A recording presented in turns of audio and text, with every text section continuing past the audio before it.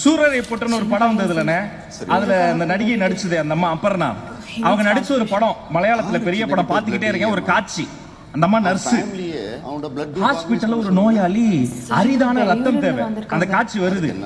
என்ன நோ தர்றாங்க, கிடைக்கல. அந்த அம்மா ஒரு சின்ன பர்ஸை திறந்து பர்ஸ்ல இருந்து ஒரு கார்டு எடுக்கிறாங்க. அந்த கார்டு அப்படியே ஜூம் வைக்கிறாங்க.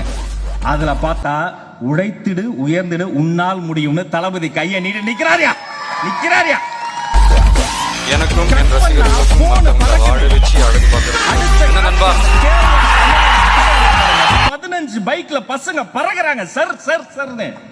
அந்த ஹாஸ்பிட்டல் திகச்சு போய் பாக்குது. நடந்தது அப்படியே அந்த காட்சியில வச்சிருக்காங்க. எதுவுமே பண்ணல. யாரு என்ன சாதி என்ன மதம் யாரு பெத்த பிள்ளைங்க தெரியாது.